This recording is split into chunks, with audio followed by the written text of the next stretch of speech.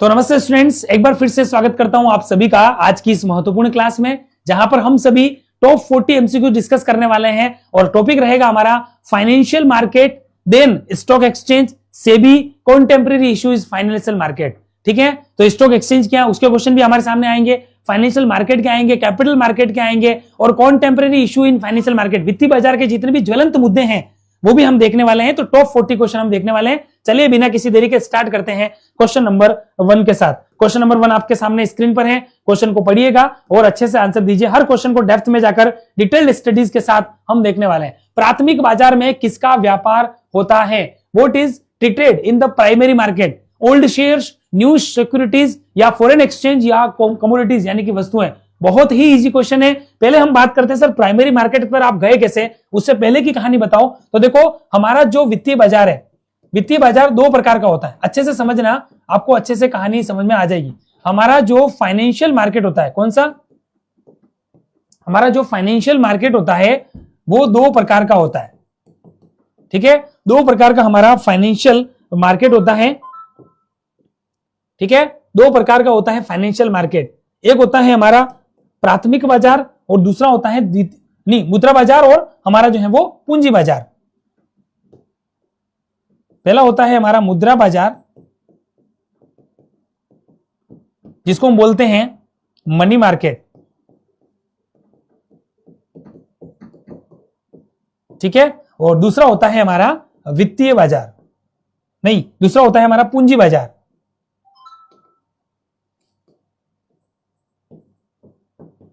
अगर आप में से कोई नोट करना चाहे तो आप अच्छे से लिख लेना, क्योंकि ये आपके लिए बहुत ही समझने की दृष्टि से बहुत ही इंपॉर्टेंट होने वाला है।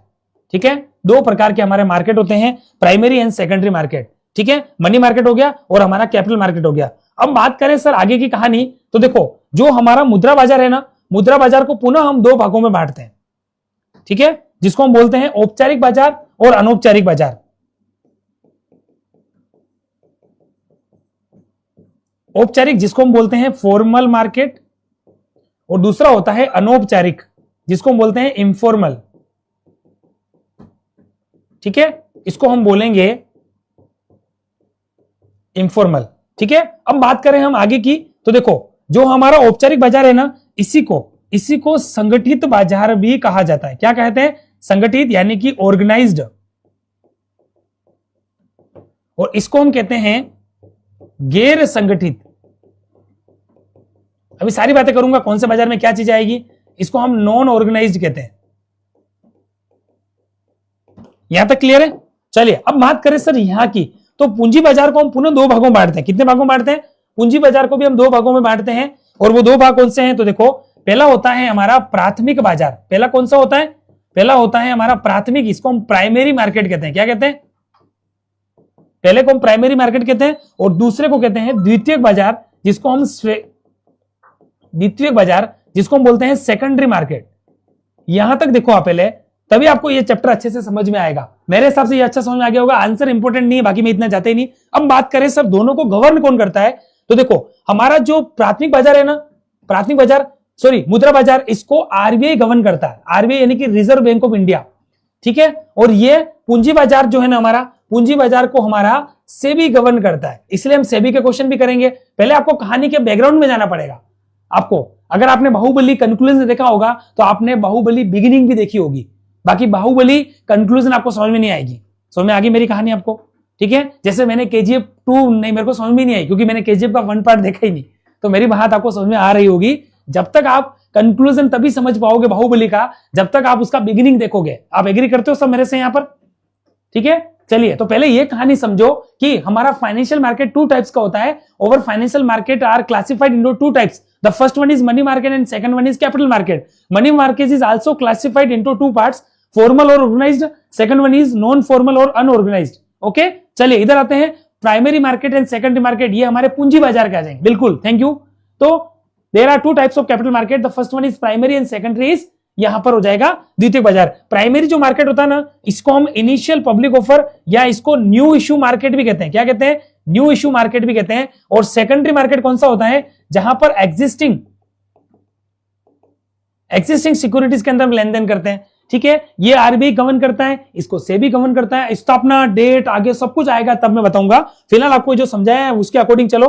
अब बात करें सर कि इनको दोनों को यहां पर, ये तो आपने सर बता दिया, अब आप ये भी बता दीजिए कि मुद्रा बाजार और पूंजी बाजार में मेन डिफरेंस क्या है। तो देखो आरबीआई गवर्न करता है ये डिफरेंस नहीं है, बल्कि ये डिफरेंस होता है कि इसमें जो लेन देन होता है ना वो 1 साल से कम अवधि वाली प्रतिभूतियों का होता है। तो हम यूं कह सकते हैं कि एक्सचेंज ऑफ सिक्योरिटीज, ठीक है, और transaction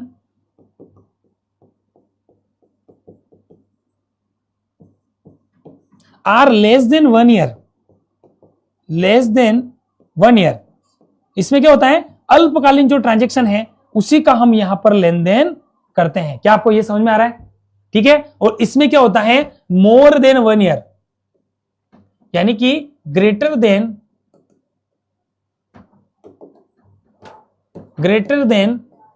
1 year.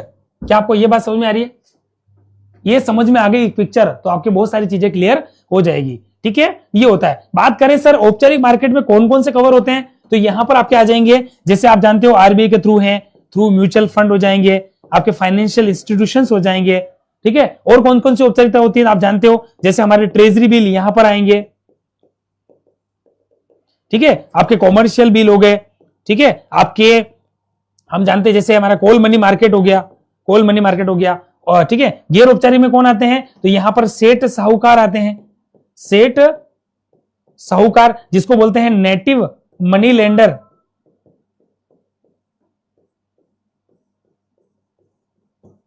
Native money lenders यहां पर आ जाएंगे। प्राथमिक में यहां पर बताऊंगा आपको, जैसे आपने मान लो कोई कंपनी पहली बार प्रोविडेंट के माध्यम से पूंजी भेज रही है तो आपका ये आज प्रोस्पेक्टस का काम आ जाएगा। ये सब चीजें भी जगह कम है, आगे मैं आपको एज इट इज बताता रहूंगा। ठीक है, तो प्राथमिक बाजार में किसका व्यापार होता है ये आपको अच्छे से क्लियर हो चुका है। प्राथमिक बाजार में अब आपको पता लग गया होगा कि कौन सी प्रतिभूतियों को, तो मैंने बोला ऐसी प्रतिभूतियां जो पहली बार बाजार में इश्यू की जा रही हैं, चाहे वो प्रोविडेंट के माध्यम से या किसी दलाल के माध्यम से।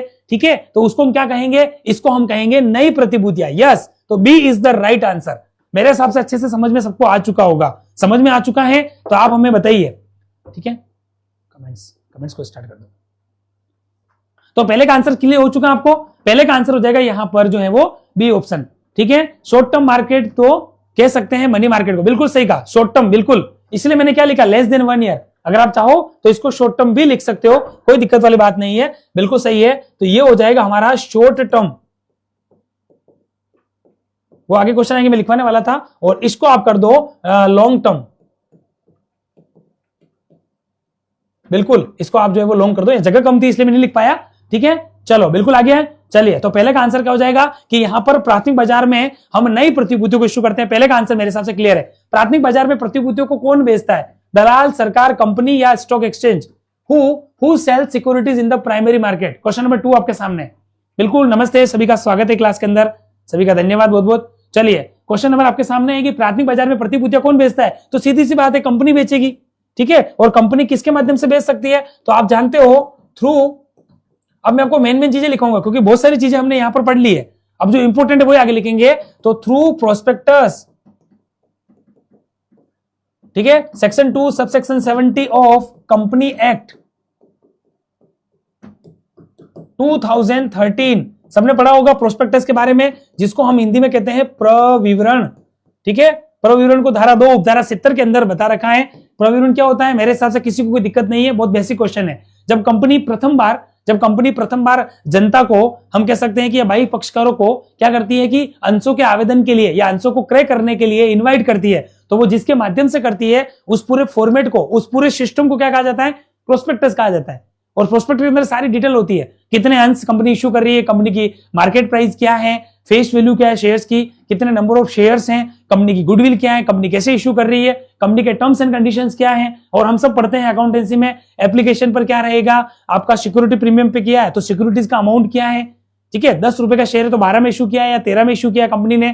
ठीक है, फिर first call, second call, allotment, सब कुछ डिटेल होती है, उसे कहा जाता है हमारा प्रोस्पेक्टस। ठीक है, तो कंपनी क्या करती है, जनता को अंश या ऋण पत्र क्रय करने के लिए बुलाती है। तीसरा क्वेश्चन, द्वितीयक बाजार को और क्या कह सकते हो, what is the other name of the secondary market, new issue market, stock exchange, money market या डेट मार्केट। पहला क्वेश्चन तो आंसर हो ही नहीं सकता, क्योंकि नया निर्गमन बाजार तो हम किसको कहते हैं, प्राथमिक बाजार को कहते हैं। तो ये तो हो जाएगा हमारा प्राइमरी मार्केट को, ये तो हमारा क्या हो जाएगा, प्राइमरी मार्केट हो जाएगा। और इसी को हम कहते हैं new issue market.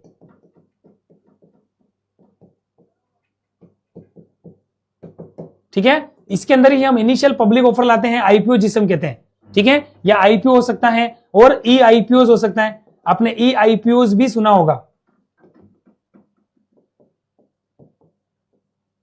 Electronic initial public offers. ठीक है, तो ये हो गया, तो आंसर हो जाएगा बी ऑप्शन। क्यों, क्योंकि यहां पर क्या होता है, यहां पर कह सकते हैं कि dealing in existing shares,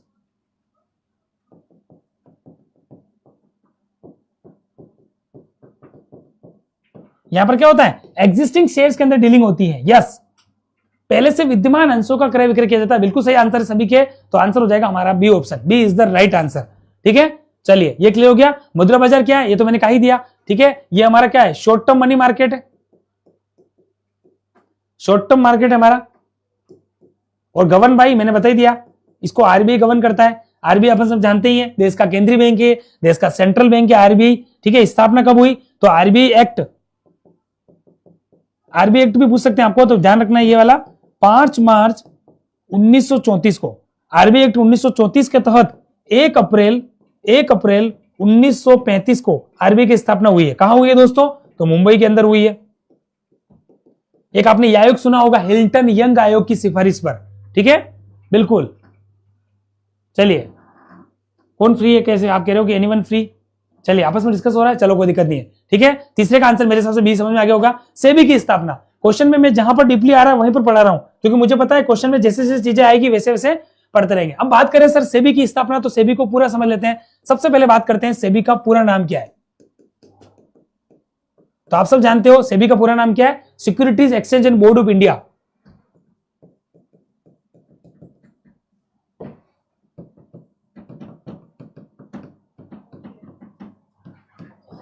securities exchange and board of India, ये क्लियर आपको, सेबी का पूरा नाम क्या है, securities exchange and board of India. चलिए अब बात करें सर सेबी को लेकर दूसरी बात, तो सेबी की स्थापना आपको ध्यान रखना हो, डायरेक्टली जो सेबी एस्टेब्लिश्ड हुआ ना, वो तो पहले हो गया था हमारा, यहां पर ध्यान रखना है 12 अप्रैल को, यानी कि 12 अप्रैल 1988 को। ठीक है, फिर क्या हुआ कि एक अध्यादेश के द्वारा एक गवर्निंग बॉडी के रूप में कब स्थापना हुई इसकी, तो वो डेट भी आपको ध्यान रखना है, वो हुई थी हमारी 30 जनवरी को, 30 जनवरी 1992 को हुई है। ठीक है, सेबी का हम अगर पूछें कि आपका जो हेडक्वार्टर कहां है, तो सेबी का कहां है, तो सेबी का मुंबई में। सेबी किस में डील करता है, तो आप सब जानते हो, डील्स इन सिक्योरिटीज। ठीक है, और क्या सेबी से रिलेटेड, तो सेबी क्या है, सेबी स्टॉक एक्सचेंज को गवर्न करता है। ठीक है, यानी कि हम कह सकते हैं कि हमारा जो कैपिटल मार्केट है, हमारा जो हम कह सकते हैं कि पूंजी बाजार है, सेबी किसको गवर्न करता है, SEBI governs to capital market. ये समझ में आ गया आपको, कोई दिक्कत नहीं है, बिल्कुल। मैं रेगुलर नहीं करवा रहा हूं, आपकी बात सही है सर, यूट्यूब पे रेगुलर नहीं करवाते हैं, बीच बीच में आप देखो क्या आज हमने इतने टेस्ट हुए, कितने टेस्ट करवाए होंगे, 1-2 करवाए होंगे। ठीक है, ताकि हमारे कुछ स्टूडेंट्स को पता लगे कि सर यहां पर पढ़ा भी रहे हैं, इसलिए, बाकी मैं रेगुलर नहीं करवा रहा हूं, बिल्कुल निश्चिंत रहिए। ठीक है, यूट्यूब पे कहां हो रहा है, आप देखो 3, 4, 5, 7 क्लासें हुई होगी, रेगुलर नहीं हो रही, अब वापिस कल से नहीं होगी, रेगुलर होगी, अब नहीं होगी। हाँ, मिनिस्ट्री ऑफ फाइनेंस, बिल्कुल, वित्त मंत्रालय के थ्रू। ठीक है, तो सेबी के बारे में आपको पता लग गया, ये दोनों डेट आपको, ये अध्यादेश के द्वारा है, एक अध्यादेश के द्वारा संवैधानिक दर्जा दिया गया था, संवैधानिक स्टैट्यूटरी बॉडी के रूप में। तो दोनों डेट आपको याद रखनी, जैसा क्वेश्चन पूछे उसके हिसाब से आपको चलना है। ठीक है, बाकी बेसिक डिटेल ठीक है। और क्या है, तो सेबी के 3 प्रकार के कार्य होते हैं। सेबी हमें सुरक्षात्मक कार्य भी करता है, सेबी जो है वो सलाहकारी काम भी करता है, और निवेशकों के हितों की रक्षा भी करता है। हम सब जानते हैं, जो एग्जिस्टिंग शेयर होल्डर है उनको प्रमोट करता है, और जो नए शेयर होल्डर होता है उन्हें मार्केट में सही तरीके से जमने के लिए प्रेरित करता है। तो सेबी हर तरीके से सहायता करता है। कुल मिलाकर किसका काम करता है? निवेशकों के हितों की रक्षा का काम करता है। जो इन्वेस्टर्स हैं, जो इनको नॉलेज नहीं है या शेयर मार्केट में जिनका डर है कि यार शेयर मार्केट में पैसा डूब जाता है, लोगों के दिमाग में फीलिंग आती है और जानते भी हम, सुनने भी जानते हैं, ठीक है, शेयर मार्केट रिस्की हो सकता है, mutual fund is risky to subject market, ऐसे हम टर्म्स एंड कंडीशन एडवर्टाइज के अंदर भी सुनते रहते हैं टेलीविजन पे। तो उसका मतलब क्या है कि म्यूचुअल फंड सही हो सकता है, लेकिन उसको समझना पड़ेगा, आपको एक सिस्टमेटिक इन्वेस्टमेंट प्लान करना पड़ेगा, जिसको बोलते हैं एसआईपी। तो ये डरने वाली बात नहीं है, समझने वाली बात है। तो निवेशकों को विश्वास कौन दिलाता है? तो सेबी दिलाता है। तो रक्षा भी करता है, एडवाइस भी देता है, प्रमोट भी करता है, आगे बढ़ने के काम भी करता है सेबी। तो हर तरीके से हमें सेबी सहायता करता है। तो आंसर क्या हो जाएगा? सेबी की स्थापना कब हुई? अब आप देखो, यहां देखा जाए तो 1988 भी है और 92 भी है। देखा जाए तो क्वेश्चन कॉम्प्लिकेट बन चुका हमारा। क्यों? क्योंकि दोनों ही बातें आपको मैंने बता दी है, लेकिन फिर भी देखा जाए तो देखो, अब आपको मैं एक बात बताऊं, जब भी ऑप्शंस में, वैसे क्वेश्चन में तो एक ही ऑप्शन आएगा, जहां तक मुझे पता है एक ही आना चाहिए। फिर भी क्वेश्चन आ जाए, आप बोलेंगे सर आप ही कह रहे हो और अभी आपके सामने क्वेश्चन आपने दे दिया। तो देखो, हमें ध्यान रखना है, ठीक है, यहां पर ध्यान रखना है कि 1988 भी है और 1992 भी है। तो हमें आंसर देना, केवल स्थापना पूछे ना तो फिर बी आंसर सही होना चाहिए। क्यों? केवल स्थापना पूछिए, लेकिन यूं पूछे कि सेबी को संवैधानिक दर्जा कब मिला, ठीक है, सेबी को संवैधानिक दर्जा पूछे तो फिर आपका आंसर क्या हो जाएगा? 1992 हो जाएगा। क्या आपको सही बातें क्लियर हो चुकी है? समझ में आ गई आपको दोनों चीजें? ठीक है, तो ये दोनों आपको अच्छे से याद रखना है। चलें आगे। सेबी अधिनियम कब बना? देखो ये क्वेश्चन वापस आ गया। अब क्वेश्चन आपके लिए इजी है। तो ये अधिनियम कब बना? 88, 90, 92 या 96? क्वेश्चन नंबर 5 आपके सामने है। तो यहां आपको आंसर देना है फिर 1992। देखो हो गया क्वेश्चन, इसलिए मैंने दोनों ही क्वेश्चन इसमें इंक्लूड किए, ठीक है, ये आपको ध्यान रखना है। सेबी का पूरा नाम क्या है? बहुत इजी क्वेश्चन है, अभी आपको मैंने बताया, बिल्कुल जल्दी बताइए अब answer. What is the full form of SEBI? तो यहां पर आंसर हो जाएगा stock exchange board of India, नहीं, सिक्योरिटीज, ये आंसर हो जाएगा securities and exchange board of India, या securities exchange and board of India, ये भी आप कह सकते हो। वैसे देखा जाए तो फ्रेमिंग गलत है, securities exchange and board of India ज्यादा अच्छा रहेगा। फिलहाल इसका आंसर आपको पता चल गया होगा, बाकी गलत क्यों है? तो ये कह रहा है शेयर एग्जाम, ऐसा कोई है नाम, और इन्वेस्टमेंट एंड सिक्योरिटी यहां उल्टा कर दिया। इसके हिसाब से तो आईएसबीआई हो जाएगा, इसके हिसाब से तो फिर आईएसबीआई हो रहा है, जो कि गलत हो जाएगा। इसबी नाम नहीं है, सेबी नाम है, ये इसबी होता है, जबकि इसबी नहीं होगा। आंसर हो जाएगा हमारा 6 का बी ऑप्शन, ठीक है। जहां पर डेप्थ में बता दिया वहां डेप्थ में जाने की जरूरत नहीं है, क्योंकि यहां डेप्थ में मैंने काफी चीजें बता दी है, तो यहां डेप्थ की जरूरत ही नहीं है। सेबी का मुख्य कार्य बताओ आप, what is the main function of SEBI? जल्दी से सेबी का मुख्य कार्य बताओ, जल्दी बताइए, और साथ में सेबी के और क्या क्या कार्य वो भी बताना, जो अभी आपको मैंने ऑलरेडी बता दी है। सेबी का मुख्य कार्य तो बताना ही है, लेकिन सेबी का आपको क्या बताना है? सेबी का आपको जो है वो यहां पर साथ में दूसरा कार्य है वो भी आपको बताना है, ठीक है। चलिए जल्दी से,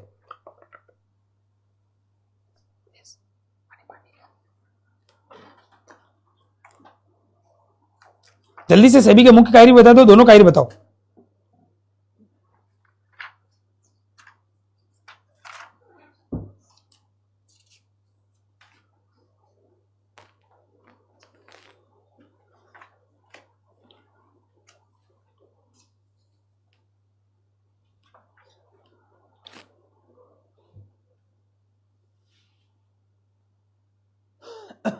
प्रोटेक्टर एंड डेवलपमेंटल, बिल्कुल सही है। प्रोटेक्टिव, रेगुलेटरी, डेवलपमेंट फंक्शन, बिल्कुल सही बात है, सभी के सही आंसर आ रहे हैं, कोई दिक्कत वाली बात नहीं है, ठीक है। तो सेबी का मुख्य कार्य क्या है? ऋण देना नहीं है, ऋण देना काम तो क्या है? ये तो हमारे बैंकों का है, ये तो बैंक काम करते हैं। कौन से बैंक? कॉमर्शियल बैंक, यहां का आ जाएगा, ठीक है। मुनाफा कमाना, ये तो हमारे बिजनेस का होता है, बिजनेस का होता है, ट्रेड का होता है। प्रतिभूति बाजार को नियंत्रित करना, yes, C is the right answer, बिल्कुल। और प्रोवाइड बैंकिंग सर्विस, ये कौन करता है? ये बैंक करते हैं, ठीक है। तो आंसर क्या हो जाएगा यहां पर? फाइनली आंसर हो जाएगा रेगुलेट सिक्योरिटीज मार्केट। अब सेबी के मुख्य कार्य क्या क्या है तो वो भी बात करें। हालांकि ये मुख्य कार्य हो गया, लेकिन सेबी 3 प्रकार के काम करता है। देखो वैसे वो सर ने बता दिया, सही बात है। एक तो काम करता है सेबी सुरक्षा का, इसको कहते हैं प्रोटेक्टिव। दूसरा सेबी काम करता है नियमनकर्ता का, नियमनकर्ता, जिसको बोलेंगे रेगुलेटिंग, ठीक है। और तीसरा कौन सा होता है? तीसरा होता है हमारा विकासात्मक काम भी करता है सेबी। सेबी जो एग्जिस्टिंग शेयर होल्डर्स हैं या एग्जिस्टिंग सिक्योरिटी में जो डील करते हैं उनको डेवलपमेंट के काम भी करता है, ठीक है, उनको आगे बढ़ने का काम करता है। अब बात करें सर नियमनकर्ता में, बहुत सारों को क्या नियमनकर्ता में कंफ्यूजन होता है। तो नियमनकर्ता का मतलब यह हुआ कि जैसे दलालों हैं, दलाल हो गए हमारे ब्रोकर्स, इनका क्या करता है? इनका रजिस्ट्रेशन करता है, क्योंकि जब तक पंजीकरण नहीं होगा तब तक लोग नियमित नहीं हो पाएंगे, इसलिए नियमन का अंदर क्या आएगा कि ये क्या करता है, रजिस्ट्रेशन करता है, रजिस्ट्रेशन टू ब्रोकर्स या सब ब्रोकर्स, अंडरराइटर अभिकोपक होते हैं हमारे, आपने सुना होगा, ठीक है। तो जो भी शेयर या स्टॉक ब्रोकर भी कह सकते हो, इन सबका क्या करता है, रजिस्ट्रेशन का काम करता है। सेबी सुरक्षा भी करता है, तो निवेशकों के हितों की रक्षा करता है, इसको बोलेंगे security to investors, security to investors interest, निवेशकों के हितों की रक्षा भी करता है सेबी, बिल्कुल सही बात है यहां पर। तो ये चीजें भी आपको ध्यान में रखनी है। क्लियर है आप सभी को? हाँ, I on speculative activities and insider trading, बिल्कुल सही है। गिविंग ट्रेनिंग टू ब्रोकर्स, बिल्कुल सही बात है। डेवलपिंग में प्रशिक्षण आ जाएगा, बिल्कुल सही बात है, बिल्कुल मैं एग्री करता हूं, बिल्कुल। लेकिन आपको मेन फंक्शन ये तीनों याद रखने हैं, उसके बेस पे आप आंसर पे चले जाओगे। चलिए, सेबी निवेशकों की किस प्रकार रक्षा करता है, क्वेश्चन अब यही पूछ रहा है आपसे, how does the SEBI protect investors, धोखाधड़ी को बढ़ावा देकर, by promoting fraud, by spreading misinformation, या by prohibiting fraud and unfair practices, या बाय शटिंग स्टॉक मार्केट। तो आप सब जानते हो, बहुत इजी क्वेश्चन है। सेबी कैसे सुरक्षा करेगा, बिल्कुल यस, धोखाधड़ी व अनुचित क्रियाओं पर रोक लगाकर यहां पर सेबी रक्षा का काम करता है। क्लियर आप सभी को? चलिए 9 क्वेश्चन क्यों बढ़ते हैं। बीएसई की स्थापना कब हुई, यह है बॉम्बे स्टॉक एक्सचेंज है, बीएसई। देखो दो प्रकार का स्टॉक है, एक तो बीएसई होता है और एक होता है हमारा एनएससी, आपने सुना होगा। तो बीएसई की स्थापना जो हुई ना, वो 1875 को हुई है। कब हुई है? 1875 को हुई है, यस। और इसकी स्थापना कब हुई है? तो 1992 में हुई है। कौन सी समिति की सिफारिश? तो एक आपको ध्यान रखनी है, एक फेरवानी समिति है, फेरवानी समिति की सिफारिश पर।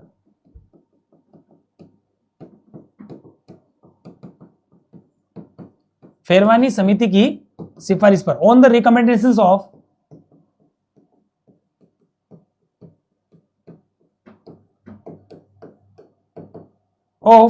Ferwani committee,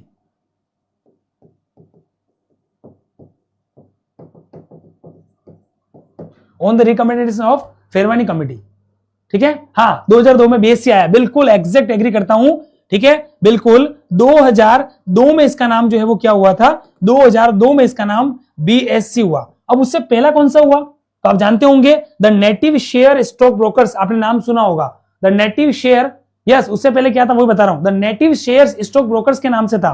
the native shares, क्यों लिखना चाहे तो लिख लो, ठीक है, बिल्कुल लिखना चाहे तो लिख सकते हो। Yes, it is the oldest stock exchange not only in India but also entire Asia, न केवल भारत बल्कि एशिया का सबसे पहला स्टॉक एक्सचेंज था वो हमारा यही था, ठीक है। तो लिख दो नेटिव शेयर, नेटिव शेयर के नाम से है, ये भी आपको ध्यान में रखना है।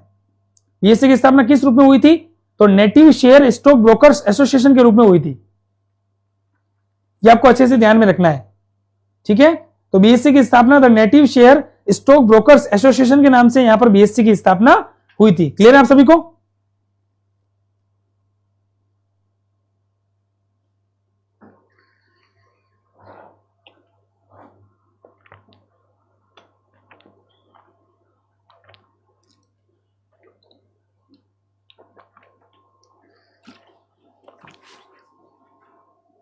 ठीक है, तो the native share stock brokers association के नाम से हुई थी, बिल्कुल। हाँ बिल्कुल सही है, सभी का आंसर सही है। बहुत सारी चीजें आ रही है, मैं देख रहा हूं आगे की बताता रहूंगा, बहुत सारी चीजें यहां पर पड़ी हुई, पढ़ना हो तो, ठीक है। चलिए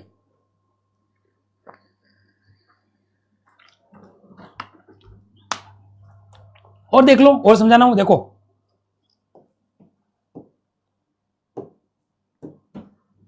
ठीक है, ये हो गया। अब दोनों के इंडेक्स बता दो फटाफट, इंडेक्स भी बता दो, दोनों के इंडेक्स बताओ फटाफट। बीएससी का इंडेक्स क्या कहलाता है, कौन बताएगा? और एनएससी का इंडेक्स बताओ। मैं चाह रहा हूं ज्यादा ज्यादा क्वेश्चन के आंसर आप निकालो, ठीक है। जो नई चीज है वो मैं बता दूंगा। अब देखो बीएससी का इंडेक्स क्या कहलाता है, बताओ फटाफट से।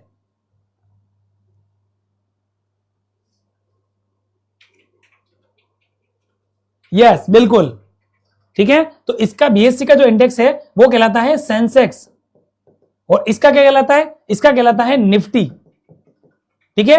ये निफ्टी 50 इनका ग्रुप होता है सिक्योरिटीज का, और इसका कहलाता है 30।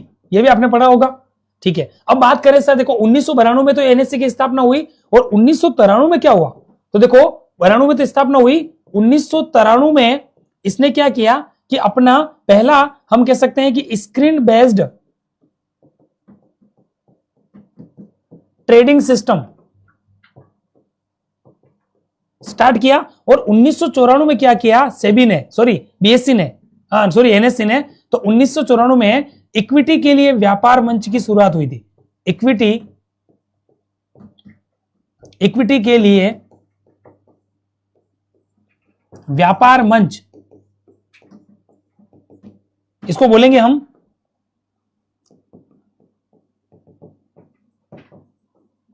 Trading base for equity. Equity के लिए व्यापार मंच की शुरुआत 1994 में की, ठीक है। इंडेक्स और निफ्टी आपको मैंने बता ही दिया है, ठीक है। और उसके अलावा देखो बीएससी सेंसेक्स के लिए और एनएससी हो जाएगा निफ्टी के लिए, बिल्कुल सही बात है। और क्या चीज है, तो जो नाम पूछ रहे थे वो भी लिखना चाहो लिख लो। 1875 में जब इसकी स्थापना हुई तो उस समय नाम क्या था, तो लिखो द नेटिव शेयर, ये भी लिख लो, the native shares stock brokers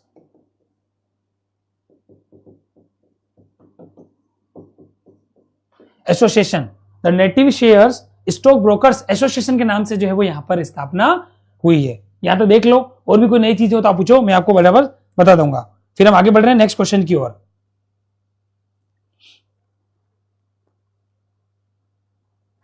ठीक है। तो the native share stock broker association के नाम से यहां पर स्थापना हुई है।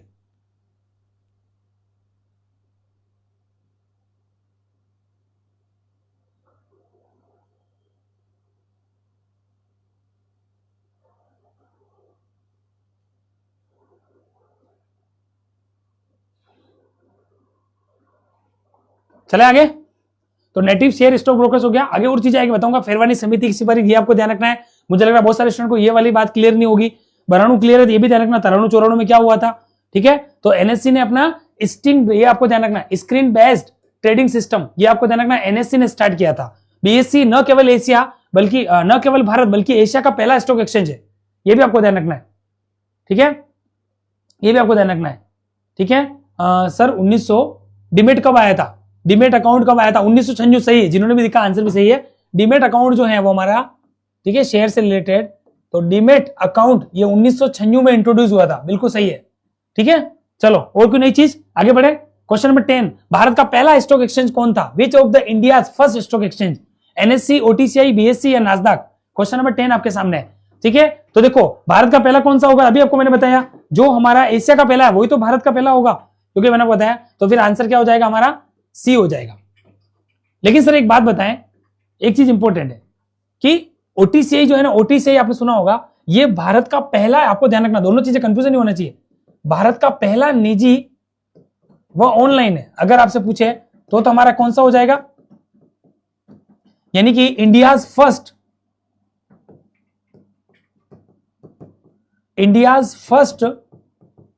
प्राइवेट एंड ऑनलाइन, तो हमारा आंसर क्या हो जाएगा, तो फिर हमारा ओटीसीआई हो जाएगा, ठीक है। और ओटीसीआई की फुल फॉर्म आप सब जानते होंगे, over the counter exchange of India जिसे कहा जाता है, ओवर द काउंटर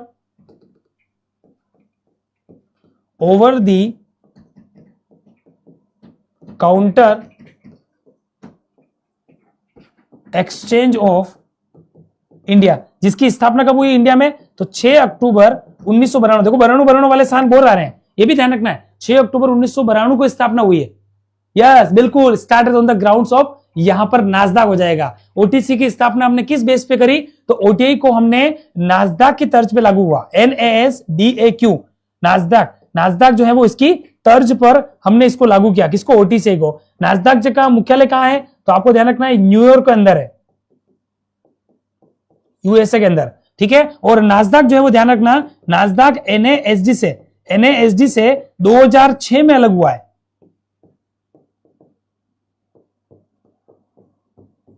देखो कितनी कितनी चीजें आगे बढ़ते बढ़ते समझ में आती है, तो कितनी चीजें हमने पढ़ ली, ठीक है। नास्डैक के बारे में ध्यान रखना है ठीक है, यहां तक आपको क्लियर हो चुका है। भारत का पहला स्टॉक एक्सचेंज कौन सा है? तो आपको बीएससी बोलना है, लेकिन ये भी चीजें आपको ध्यान में रखनी है। आगे बढ़े हम नेक्स्ट क्वेश्चन की ओर। एनएससी की स्थापना, अभी आपको मैंने बताया एनएससी की स्थापना 1992 हो जाएगी। ठीक है, कौन सी कमेटी? तो फेरवानी कमेटी।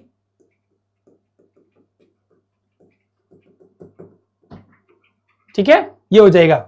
ठीक है, 1992 में स्थापना हुई है। और अभी आपको मैंने बताया 1993 में क्या किया और 1994 में क्या किया, मैंने आपको बता दिया है। 92 में क्या किया, जल्दी बताओ, जल्दी आप बताओ, अभी मैंने समझा दिया 92 में क्या किया और 93 में क्या किया था।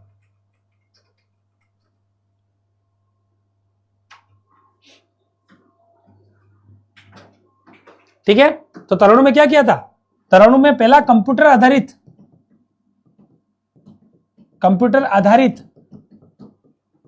ट्रेडिंग सिस्टम,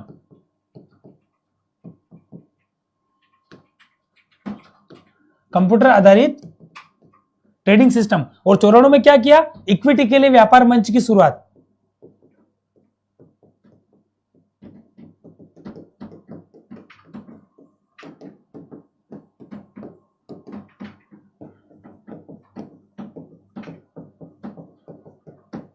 ठीक है, चलिए नेक्स्ट क्वेश्चन की ओर बढ़ेंगे हम। एनएससी का सूचकांक क्या है? अब मैंने चीजें बता दी है तो आगे जल्दी हम बढ़ सकें। बिल्कुल, एनएससी का सूचकांक क्या हो जाएगा? तो आंसर क्या हो जाएगा? निफ्टी हो जाएगा। B is the right answer. ठीक है, चलो, तो एनएससी का सूचकांक क्या हो जाएगा? निफ्टी, जिसको बोलते हैं निफ्टी 50 कंपनियों के सिस्टम के आधार पर यह काम करता है। ठीक है, तो निफ्टी 50 हो जाएगा। चलिए, एनईएटी का पूर्ण रूप क्या है? जो भी यहां पर आया भी था तो मैंने कहा आगे बता दूंगा। तो एनईएफटी का भी आपको ध्यान रखना। एनईएटी का जो पूर्ण रूप है वो होता है national exchange for automatic trading. Yes, B is the right answer. NEAT की फुल फॉर्म भी आपको पता होनी चाहिए। क्वेश्चन नंबर 13 आपके सामने। ठीक है, तो एनईएटी की फुल फॉर्म क्या हो जाएगी? National exchange for automatic trading system जब आया तो उसी को कहा गया एनईएटी। ये एनईएफटी नहीं है, वो एनईएटी है। एनईएफटी अलग होता है, आपने सुना होगा। एनईएफटी अलग है, वो बैंकों से रिलेटेड है। एनईएफटी वो अलग है, ये अलग है। एनईएफटी क्या होता है? तो नेशनल इलेक्ट्रॉनिक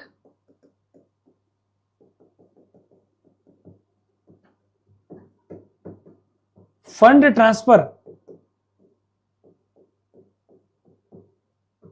ठीक है, चलिए, ओटीसीआई का पूरा नाम क्या है? अभी आपको मैंने बताया। What is the full form of OTCI? तो over the counter exchange of India. B is the right answer. ये ओवर द सिटी गलत हो गया, ऑनलाइन इसलिए गलत हो गया, या ट्रांजेक्शन आ गया इसलिए गलत हो गया। तो आंसर क्या जाएगा? Over the counter exchange of India. Yes, B is the right answer. स्थापना कब हुई है?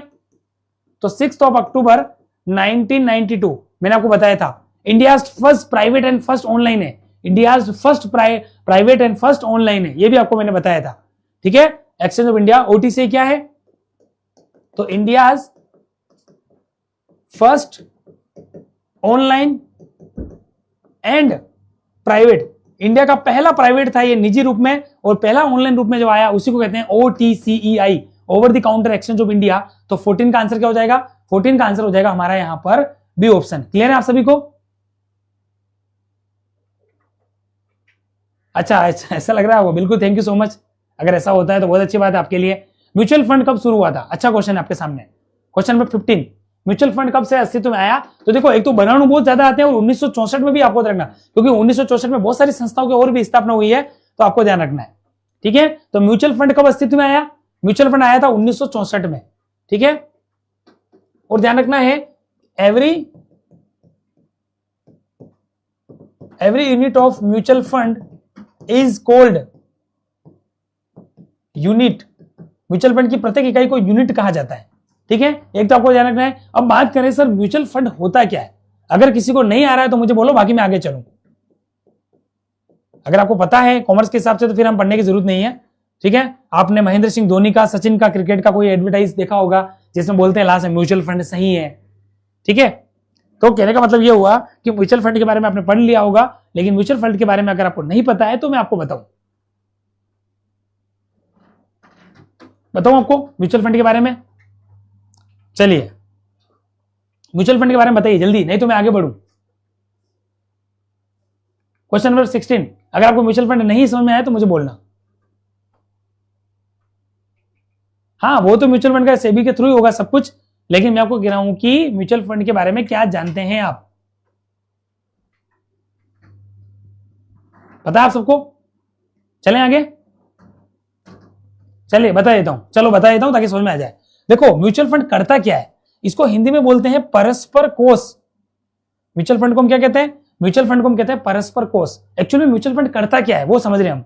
तो देखो म्यूचुअल फंड क्या करता है कि जनता की छोटी छोटी बचतों को इकट्ठा करके, किसको, जनता की छोटी छोटी बचतों को खुद इकट्ठा करता है और फिर आगे किसी परियोजना में डाल देता है, किसी प्रोजेक्ट में लार्ज स्केल पे कंपनी काम कर रही है उसमें इन्वेस्ट कर देता है, री इन्वेस्ट। तो म्यूचुअल फंड बाजार के योगियों के अधीन है, कृपया बिल्कुल बिल्कुल सही है, ये तो आपने डायलॉग बोला वही चीज है। म्यूचुअल फंड बाजार जोखिमों के अधीन है, कृपया योजना से जुड़े सभी दस्तावेज को ध्यान से पढ़ ले। बिल्कुल सही कह रहे हो, ऐसा हर एड में आता है म्यूचुअल फंड जुड़ो। क्यों, क्योंकि म्यूचुअल फंड में इन्वेस्टमेंट करना रिस्की हो सकता है अगर आपको नॉलेज नहीं है तो। इसीलिए आप किसी स्टॉक ब्रोकर, ये जो फाइनेंशियल प्लानर होते हैं, या किसी चार्टर्ड अकाउंटेंट, या जो रेगुलर इसमें जो डील करते हैं, ठीक है, हाँ एमएनसी भी कह सकते हो, पर बहुत अच्छा समझा देता हूं, शॉर्ट में समझ देता हूं। देखो म्यूचुअल फंड क्या करता है, मीडिएटर का काम करता है। किन के बीच में मीडिएटर का काम करता है, म्यूचुअल फंड किन के बीच में मीडिएटर का काम करता है। तो देखो इधर तो हो गया हमारी जनता, जिसको हम बोलेंगे हम पब्लिक, या हमारे जैसे नॉर्मल लोग, और पब्लिक, और दूसरा होता है किसी बड़ी कंपनी के अंदर, यानी कि किसी बिग कंपनी मान लो, वो फाइनेंशियल इंस्टीट्यूशन हो सकता है, ठीक है, वो एमएनसीज हो सकता है, वो कोई बड़े लेवल पे काम करने वाला कॉर्पोरेट सेक्टर हो सकता है, ठीक है, किसी कंपनी के शेयर कहीं पर भी हो, हमें उससे कोई दिक्कत नहीं है। म्यूचुअल फंड क्या करता है, हम दोनों के बीच में मीडिएटर का काम करता है, पब्लिक और हमारी कंपनी के बीच में मीडिएटर का जो काम करता है वो कौन करता है, हमारा करता है म्यूचुअल फंड। ये क्या करता है, जनता के छोटे छोटे पैसों को इकट्ठा करके, अगर आज बोलो, आप ही सोचना, मैं भी बोल रहा हूं, अगर आज मुझे कोई कंपनी या मुझे कोई व्यक्ति बोले कि आपको 1 करोड़ रुपए देना है, क्या मैं दे पाऊंगा 1 करोड़ रुपए एक साथ में, या मेरे पास इतने रुपए होंगे, ठीक है। या फिर आप में से किसी को बोलें कि आज 1 करोड़ रुपए चाहिए, तो आप में से इंडिविजुअल कोई नहीं दे पाएगा। लेकिन हम में से हजारों लोगों, लाखों लोगों को ये बोले क्या 1 करोड़ रुपए इकट्ठे करने हैं, तो हम थोड़ा थोड़ा हिस्सा देंगे। कोई 10,000 रुपए इन्वेस्ट करेगा, कोई 20 करेगा, कोई 25 करेगा, जिसकी बहुत अच्छी सैलरी या बैंक बैलेंस है वो 1 लाख इन्वेस्ट कर देगा, ठीक है। किसी के घर में सबकी जॉब है तो वो 5 लाख रुपए इन्वेस्ट करेंगे। ऐसा करते करते हम 1 करोड़ रुपए इकट्ठा कर सकते हैं, मानते हो। लेकिन इंडिविजुअल कोई 1 करोड़ रुपए लगा नहीं पाएगा। तो म्यूचुअल फंड क्या करता है, जनता की छोटी छोटी बचतों को, जनता की छोटी छोटी बचतों को, सेविंग्स को क्या करता है, कलेक्ट करता है। सीधी सी बात है, ये आपको इजी बता रहा हूं ताकि बुक की लैंग्वेज आपको समझ में नहीं आए तो इजी होगा, ठीक है। यस, तो म्यूचुअल फंड जनता की छोटी छोटी सेविंग्स को इकट्ठा करके क्या कर देता है, इसको री इन्वेस्ट कर देता है, री इन्वेस्ट। और यहां पर क्या होता है, जब इनसे बड़े लेवल पे प्रॉफिट मिलता है तो थोड़ा थोड़ा इनको भी बांटेगा। इसी को कहते हैं म्यूचुअल फंड, इसीलिए इसका नाम रखा परस्पर कोष। जैसे आपने यस बैंक का म्यूचुअल फंड सुना होगा, एसबीआई का सुना होगा, आईसीआईसी प्रूडेंशियल का सुना होगा, रिलायंस का सुना होगा। बहुत सारी कंपनी क्या करती है, म्यूचुअल फंड के अंदर जो है वो आजकल जो है वो आपका इन्वेस्टमेंट आपको जो है वो ऑप्शन देती है। या एसआईपी होती है, सिस्टमेटिक इन्वेस्टमेंट प्लान, 1000 रुपए मंथली से शुरू हो जाती है। और मैंने तो कल परसों एड देखा था, एक व्यक्ति जिसने 25 साल तक 27 लाख रुपए इकट्ठे किए। कितने, 25 साल तक 27 लाख रुपए लगाए, 25,000 रुपए मंथली के हिसाब से, और उसको 6 करोड़ रुपए म्यूचुअल फंड के थ्रू मिले थे। आप सोचो, उसने अपने सारे ड्रीम्स है उसको पूरा कर लिया। लेकिन वो व्यक्ति अगर ऐसा प्लान नहीं करता तो कहने का मतलब ये हुआ कि म्यूचुअल फंड सही है, लेकिन बाजार जोखिमों के अधीन है, इसलिए उसके रिस्क फैक्टर से रिलेटेड सारे टर्म्स एंड कंडीशन को पढ़ते हुए अगर हम एक अच्छा फाइनेंशियल प्लानिंग करें तो बहुत अच्छा हम यहाँ पर कर सकते हैं। लेकिन उसके लिए आपको सीधे फाइनेंशियल प्लानर या जो इस फील्ड में रेगुलर काम कर रहा है उससे एक बार आपको एडवाइस लेके ही करना चाहिए, ताकि वो आपको अच्छे से, अलग अलग फंड होते हैं इसमें जो आपको बता सके कौन से फंड में कहाँ इन्वेस्टमेंट करना चाहिए, कौन सा फंड ज्यादा रिटर्न देगा, वो जरूर हमें पढ़ना चाहिए। चलिए, तो क्वेश्चन मेरे हिसाब से क्लियर हो चुका होगा। डेरिवेटिव्स क्या होते हैं, ये भी एक तरीके से पार्ट होता है उसी का। डेरिवेटिव वो सौदे होते हैं जिनका खुद का कोई मूल्य नहीं होता है, तो contract with no intrinsic value, ऐसे सौदे हैं जिनका खुद का कोई मूल्य नहीं होता है, ऐसे डेरिवेटिव जो है वो सौदे कहलाते हैं। Such type of derivatives are called, ठीक है, such type of contracts are called, ठीक है, डेरिवेटिव्स, ठीक है। इसको बोलते हैं व्युत्पन्न। अगर आपको हिंदी लिखनी है शुद्ध तो इसको व्युत्पन्न कहा जाता है, यानी कि जिनका स्वयं का कोई मूल्य नहीं होता, जिनका स्वयं का कोई मूल्य नहीं होता, ऐसे सौदे।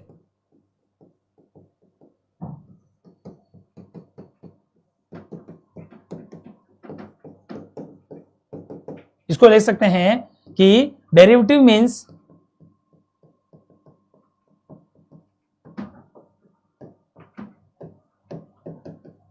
which have no own value, हालांकि ये भी सही लिखा हुआ है, ठीक है। सच टाइप ऑफ ट्रांजेक्शंस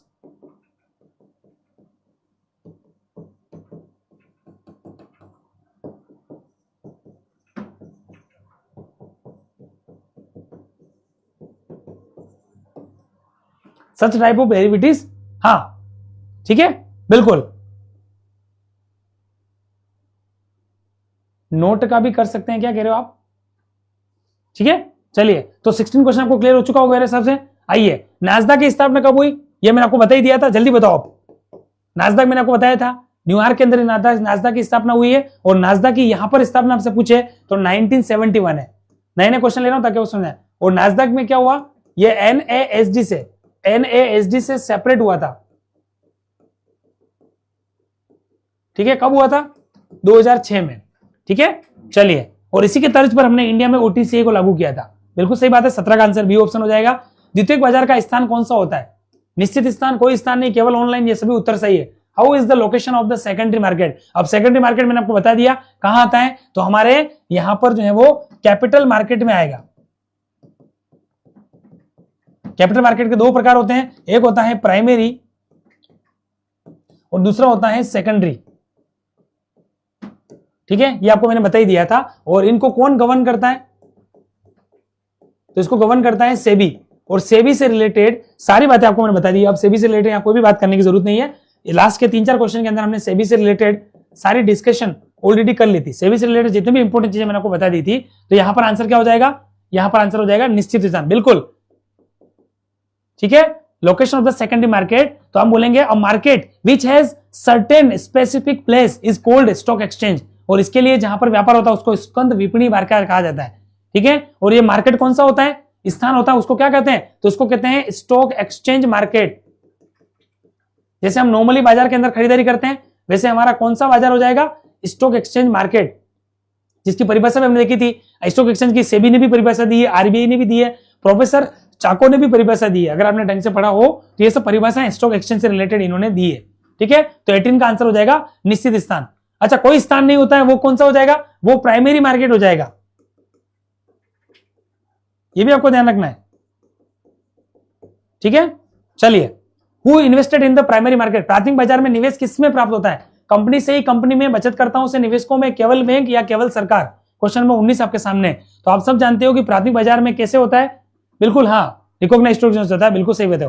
तो प्राथमिक बाजार में कौन इन्वेस्टमेंट करते हैं? तो आप सब जानते हो बचतकर्ताओं से, निवेशकों में होता है। यस, इसमें शुरुआत कहां से होती है? जो हमारे सेविंग्स करने वाले हम जैसे लोग करते हैं। तो फ्रॉम सेवर्स टू इन्वेस्टर्स, बिल्कुल yes. Next question, how many types of members in the stock exchange? Stock exchange में कितने प्रकार के मेंबर्स हो सकते हैं? तो आपको ध्यान रखना है, इसमें 2 प्रकार के हो सकते हैं।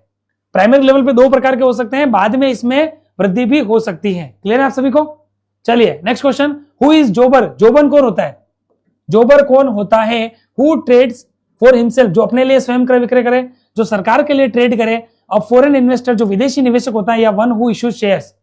चलिए, बिल्कुल जोबर कौन होता है? क्वेश्चन नंबर 21 आपके सामने। तो जोबर वो होता है जो अपने लिए क्रय विक्रय करे, इसे कहा जाता है जोबर। और दूसरों के लिए करे वो ब्रोकर होता है। कौन होता है? तो 2 प्रकार के व्यक्ति होते हैं, एक तो होता है जोबर और एक होता है ब्रोकर। ये क्या करता है? For others. दलाल कोई भी काम करो वो दूसरे के लिए करता है, आपने देखा होगा, चाहे वो प्रॉपर्टी से रिलेटेड हो, आपने देखे होंगे। तो वो भी क्या करते हैं? दूसरों के लिए ही यहां पर जो है वो परचेज कर रहे होते हैं। ठीक है, तो जोबर कौन होंगे? जो ओवन के लिए, खुद के लिए क्या करें? व्यापार करें। तो हु ट्रेड्स फॉर हिमसेल्फ, या ओवन ट्रेड, खुद के लिए व्यापार करें। Yes. Next question, for whom does a broker trade? दलाल किसके लिए क्रय विक्रय करता है? यह भी आपको ध्यान रखना है। दलाल किसके लिए क्रय विक्रय करता है? For himself, for others, for the company, या only for the government institutions? तो यहां पर ऐसा कोई जरूरी नहीं है कि गवर्नमेंट इंस्टीट्यूशन के लिए करें, तो आंसर हो जाएगा फॉर अदर्स। और फॉर हिमसेल्फ कौन करते हैं? तो ये जोबर हो जाएंगे। इजी क्वेश्चन, आगे बढ़ते हैं। How many types of functions does SEBI perform? ठीक है, शेयर बाजार में कितने प्रकार के कार्य सेबी करता है? 1, 2, 3 या 4? तो आप जानते हो सेबी शेयर बाजार में कितने प्रकार के काम करता है? अभी मैंने बताया 3 प्रकार का काम करता है। ठीक है, वो कौन कौन से काम है? तो आप सब जानते हो। 3 में से कौन सा है? पहला हो जाएगा हमारा प्रोटेक्टिंग, निवेशकों के हितों की रक्षा। दूसरा हो जाएगा हमारा निगमन से रिलेटेड, जिसको बोलते हैं रेगुलेशन से रिलेटेड, नियमन से रिलेटेड। और तीसरे हो जाएंगे विकास से रिलेटेड, यानी कि डेवलपिंग। 3 प्रकार के काम सेबी जो है वो करता है। ठीक है, चलिए next question, who registers stock brokers? Share दलालों का पंजीकरण कौन करता है? गवर्नमेंट, आरबीआई, सेबी या एनएससी? बहुत इजी क्वेश्चन है। अगेन आप सब जानते हो, जल्दी से आंसर दीजिएगा क्वेश्चन नंबर 24 का। क्वेश्चन नंबर 24 का आंसर दीजिएगा। कॉफी ले आओगे? अच्छे से देख के लाना, चिट्ठी नहीं होनी चाहिए। Who registers stock brokers? Question number 24 आप सभी के सामने। क्वेश्चन नंबर 24, ज्यादा क्वेश्चन नहीं है, 40 क्वेश्चन है, जल्दी जल्दी आगे बढ़ते हैं। बहुत इजी क्वेश्चन है, मेरे हिसाब से कोई दिक्कत नहीं और आसान क्वेश्चन है। यस,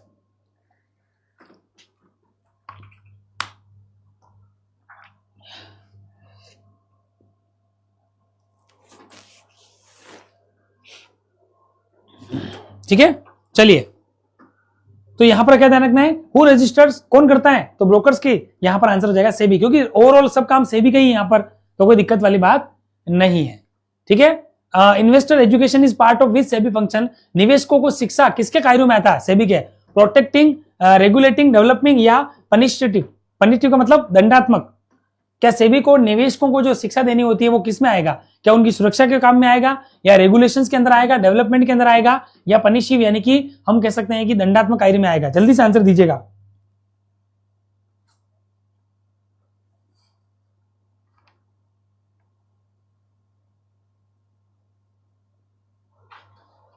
जल्दी से आंसर दीजिएगा।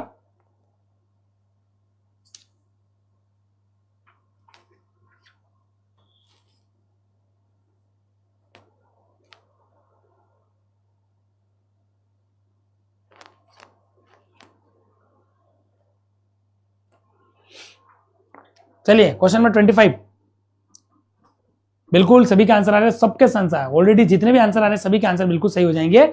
यस, सेबी जो निवेशकों को शिक्षा देता है, क्योंकि शिक्षा में क्या करती है, आज हम भी एजुकेशन ले रहे हैं, हम पढ़ रहे हैं, मैं भी पढ़ रहा हूं, ठीक है, मुझे भी पढ़ना पड़ता है, हम सब पढ़ते हैं। तो ये किसके लिए कर रहे हैं, हम अपने डेवलपमेंट के लिए कर रहे हैं, हम विकास के लिए कर रहे हैं।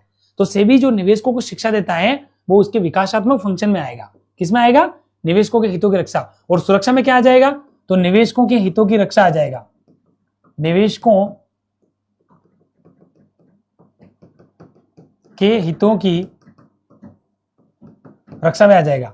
ठीक है, protector the interest of investors, protections to interest of investors. ठीक है, और नियमन में क्या आएगा, तो दलाल जो भी होते हैं ब्रोकर्स, उनके क्या करना, जोबर दलाल के लिए रजिस्ट्रेशन करना। ठीक है, तो रजिस्ट्रेशन फॉर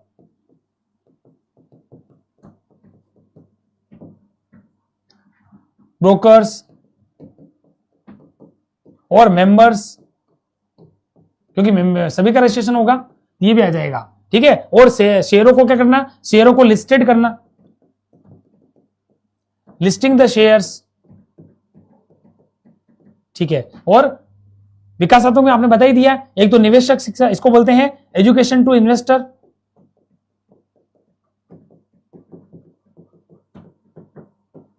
और दूसरा कौन सा आ जाएगा, मध्यस्थों को कोई प्रशिक्षण दे रहा है, तो इसको बोलेंगे ट्रेनिंग टू मीडिएटर्स।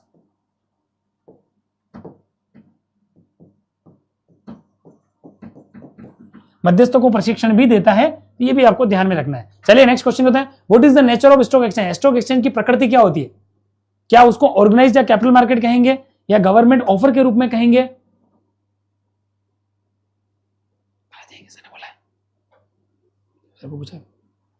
ठीक है, बिल्कुल बिल्कुल, हमारी टीम ने आपको बता दिया है, सारे आगे के क्वेश्चंस भी आपको धीरे धीरे मिलने लग जाएंगे, तो हमारी टीम ने आपको आश्वासन दे दिया, बिल्कुल आप निश्चिंत रहिए, जल्दी ही काम होगा। ठीक है, बिल्कुल। चलिए यहां तक क्लियर आपको, क्वेश्चन नंबर 26 पढ़िए और उसका आंसर दीजिएगा 26 का। ठीक है, स्टॉक एक्सचेंज की प्रकृति क्या होती है, तो स्टॉक एक्सचेंज हमेशा ध्यान रखना है, एक संगठित पूंजी बाजार कहलाता है, ऑर्गेनाइज्ड कैपिटल मार्केट के रूप में इसका नेचर होता है। यस, तो आंसर क्या हो जाएगा यहां पर, आंसर हो जाएगा यहां पर 26 का सी ओपन। ठीक है, सी ऑप्शन हो जाएगा organised capital market. Yes, C is the right answer. Clear आप सभी को ये वाला। चलें next question, which is the oldest stock exchange in India, Bharat में सबसे पुराना स्टॉक एक्सचेंज कौन सा है। हालांकि इस तरह का क्वेश्चन आ चुका है, पर ये मैंने शायद इंक्लूड हो गया था। क्वेश्चन नंबर 27, इजी क्वेश्चन है, भारत का सबसे ओल्डेस्ट स्टॉक एक्सचेंज कौन सा है, which of the following is the oldest stock exchange in India? तो we all know very well that it is BSC. और आप जानते हो कि it is not only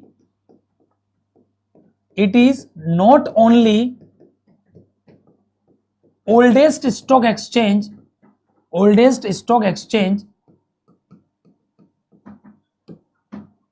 of India but also Asia. मैंने आपको ये भी बताया था, ठीक है। और स्थापना कब हुई थी? तो आप सब जानते हो इसकी स्थापना हुई थी हमारी 1875 को हुई थी, ठीक है। और आप जानते हो इसका नाम जो है वो 2002 में बीएससी हुआ था। बीएससी क्या हुआ था? 2002 में हुआ था। उससे पहले क्या नाम था इसका? ओरिजिनल नेम क्या था? ओरिजिनल नेम क्या था? तो द नेटिव शेयर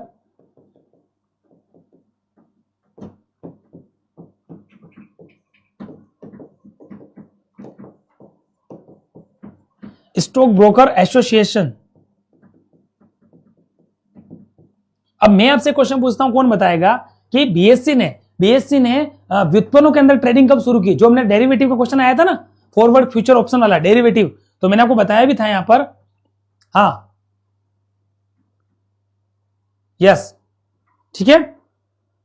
एक्चुअल में सर इसका रीजन बताओ, बीएससी की क्यों स्थापना हुई थी? किसी को लगे कि सर बीएससी अलग है और एनएससी। एक्चुअल में क्या आप जानते हो भारत की आर्थिक राजधानी क्या है? भारत की आर्थिक राजधानी यानी कि जो इकोनॉमिक हमारी कैपिटल ऑफ इंडिया वो हमारी मुंबई है, और देश की बाकी राजधानी कौन है? दिल्ली है। तो आप जब जानते हो, आज भी हम जानते हैं, मुंबई के अंदर लोग कहते भी हैं कि मुंबई के अंदर आपको रहने के लिए जगह नहीं मिलेगी, लेकिन कमाने के लिए आपको बहुत जगह मिल जाएगी, ठीक है ना। क्योंकि मुंबई के अंदर आप जानते हो तेजी से चलने वाले मार्केट है। दुनिया का कोई भी मार्केट मुंबई के अंदर देखोगे तो वो तेजी से चलने वाला, किसी भी मार्केट के अंदर आप डील करो। तो एक्चुअल में क्या हुआ कि मुंबई के अंदर एक दिन में इतने ट्रांजेक्शन होते थे कि इंटायर जो रेस्ट ऑफ हमारा इंडिया है ना, उतने ट्रांजेक्शन जितने नहीं हो पाते थे, उसकी तुलनात्मक रूप से हम देखें तो अकेले मुंबई में होते थे। तो मुंबई को भी अकेले संभालने के लिए पूरा हमारा क्या हुआ, एक बीएससी पूरा सेपरेट हो गया जो मुंबई को कोऑर्डिनेट करता था, और रेस्ट ऑफ इंडिया के लिए हमारा एनएससी था। इसलिए ये दो रीजन है कि बीएससी और एनएससी हम बोलते हैं। बाकी आज आप सोचो, जब हमारा एनएससी है, आप भी सोचना, जब हमारा एनएससी हमारे सामने आ गया 1992 में, तो फिर हमने बीएससी को समाप्त क्यों नहीं किया? किसी ने क्वेश्चन किया, दिमाग में आया क्या किसी को? वो इसलिए नहीं आया क्योंकि मुंबई जो है वो क्या है, पूरे बीएससी जो है वो मुंबई को संभाल रहा था। अब आपको समझ में आ गई चीज, ठीक है। चलिए,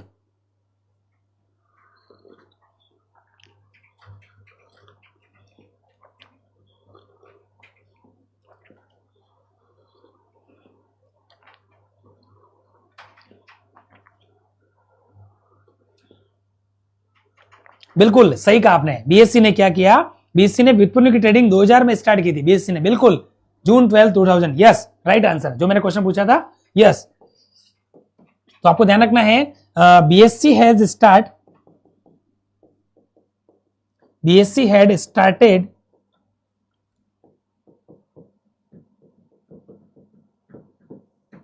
डेरिवेटिव ट्रांजेक्शंस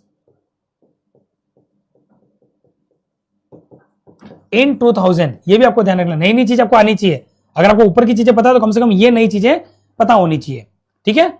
चलिए, तो बीएससी ने 2000 में स्टार्ट किया था, ये याद रखना। अगर आपको पूरा डिटेल नहीं पता है, जून 12 तो कोई दिक्कत नहीं, पर एटलीस्ट ये पता होना चाहिए 2000, ठीक है। चलिए, what is the old name of BSc? वो चीज आ गई है जो मैंने आपको बताया। तो यहां पर हमें वापस रुकने की जरूरत नहीं है। The native share and stock brokers association, yes, C is the right answer. और इसी की स्थापना 1870 में हुई है। फिर हमने 2002 में इसका नाम बीएससी कर दिया, ठीक है।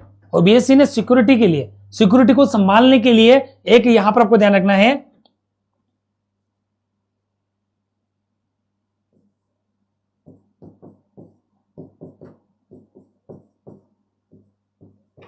ये दोनों आपको पता रखना है। ये होता है सेंट्रल सिक्योरिटीज डेवलपमेंट लिमिटेड, और ये हो जाएगा हमारा नेशनल डेरिवेटिव्स या डेवलपमेंट फॉर सिक्योरिटीज लिमिटेड।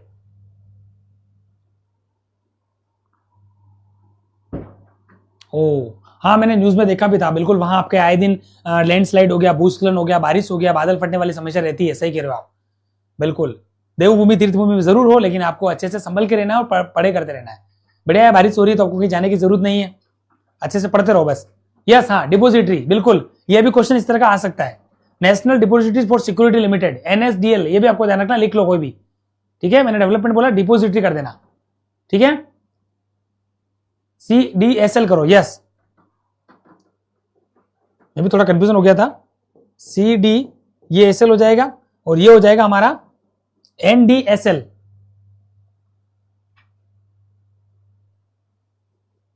ठीक है।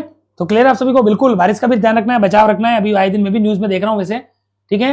When did SEBI become a statutory body, बिल्कुल इजी क्वेश्चन आ गया है कि सेबी कब एक स्टैट्यूटरी बॉडी में कन्वर्ट हो गया, तो वो हो गया था हमारा 1992 में, 30 जनवरी 1992 को हो गया था।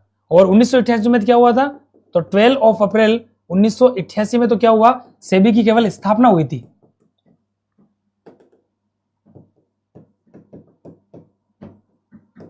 एस्टेब्लिशमेंट तो हो जाएगा ये वाला, और यहां पर क्या आ जाएगा, स्टैट्यूटरी बॉडी के रूप में।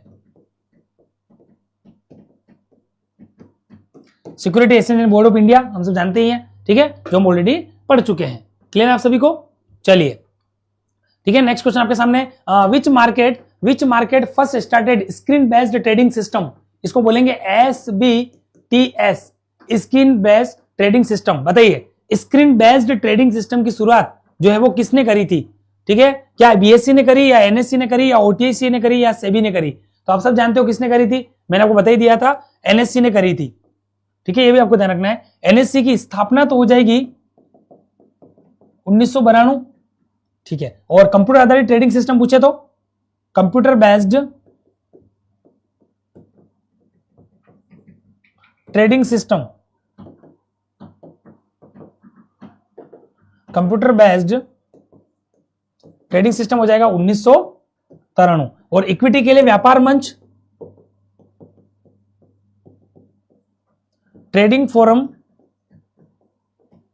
फॉर इक्विटी, तो ये आ जाएगा 1994। ये तीनों आपको ध्यान रखना है, ठीक है। चलिए नेक्स्ट क्वेश्चन आपके सामने, according to the securities contracts regulation act 1956 what is the stock exchange. ये बहुत अच्छा क्वेश्चन आया नया, ये क्या कह रहा है कि आपको एज ए परिभाषा के रूप में पूछा है, एज ए डेफिनेशन आपसे पूछा है कि क्या पूछा क्वेश्चन है, according to the securities contracts regulations act 1956 what is the stock exchange. प्रतिभूति अनुबंध नियमन अधिनियम जो 1956 में आया था, उसके अनुसार स्कंद विनिमय केंद्र क्या है, a platform for trade and commerce, व्यापार और वाणिज्य का मंच, and institutions for trading in securities, प्रतिभूतियों के क्रय विक्रय से संबंधित संस्था, या फॉरेन एक्सचेंज ट्रेडिंग सेंटर, विदेशी मुद्रा का व्यापार केंद्र, या एन ऑर्गेनाइजेशन। यहां पर थोड़ी सी हमारी ठीक है, बिल्कुल यहां पर आंसर जो है वो ऑलरेडी यहां पर आपके सामने आ चुका है, ठीक है। चलिए ये भी आपको ध्यान रखना है, आंसर हो जाएगा इंस्टीट्यूशंस फॉर ट्रेडिंग, ठीक है, एंड सिक्योरिटीज, प्रतिभूतियों के क्रय विक्रय से संबंधित संस्था। इसको बोला था यहां पर किसने, यहां पर बोला था हमारे जो रेगुलेशंस यहां पर एक्ट बना था 1956 में, सिक्योरिटीज कॉन्ट्रैक्ट रेगुलेशन एक्ट 1956 के अंदर, ठीक है, ये भी आपको ध्यान रखना है। चलिए तो यहां पर आंसर आपके सामने, बिल्कुल बिल्कुल कोई दिक्कत नहीं, वो थोड़ा एडिटिंग रह चुका था, कोई दिक्कत नहीं है, ठीक है। Next question, stock exchange refers to an institutions established for trading and regulations of securities who gave this definition। स्कंद विनिमय केंद्र का आशय एक ऐसी संस्था से है जो प्रतिभूति के क्रय विक्रय और उसके नियमन हेतु स्थापित की गई हो। यह परिभाषा किसने दी, प्रोफेसर पायले ने दी, हार्टले विदर्स ने दी, या सिक्योरिटीज कॉन्ट्रैक्ट एक्ट 1956 ने दी, या सेबी ने दी है। क्वेश्चन नंबर 32 का आपके सामने, ठीक है, हाँ बिल्कुल नहीं देगा, सही कह रहे हो आप, आंसर दीजिएगा 32 का, बिल्कुल C is the right answer, securities contract act 1956, ये आंसर इसका हो जाएगा। नेक्स्ट क्वेश्चन आपके सामने अगेन आया है, स्कंद विनिमय केंद्र बड़े गोदाम की तरह होता है जहां पर विभिन्न प्रतिभूतियों का क्रय विक्रय होता है। यह परिभाषा किसके द्वारा दी गई। Stock exchange is like a large warehouse where various securities are traded. Who gave this definition, Pyle, Hartley Withers, JS Mill या सेबी। ये किसने दी है, ये परिभाषा हार्टले विदर्स ने दी है। ये इंपॉर्टेंट परिभाषा, ध्यान रखना, कभी कभी आ जाए क्वेश्चन तो ध्यान रखना। एक क्वेश्चन तो ये इंपॉर्टेंट है और एक आपको ये ध्यान रखना है कि यहां पर ये परिभाषा भी आपसे पूछी जा सकती है कि stock exchange refers to an institutions established for trading and regulations of securities. This definition is given by securities contract act 1956। ये परिभाषा और प्रोफेसर हार्टले विदर्स, दोनों ही परिभाषा बहुत इंपॉर्टेंट है। क्लियर है आप सभी को, तो ये भी आपसे पूछा जा सकता है, ठीक है। चले नेक्स्ट क्वेश्चन की ओर बढ़ते हैं हम।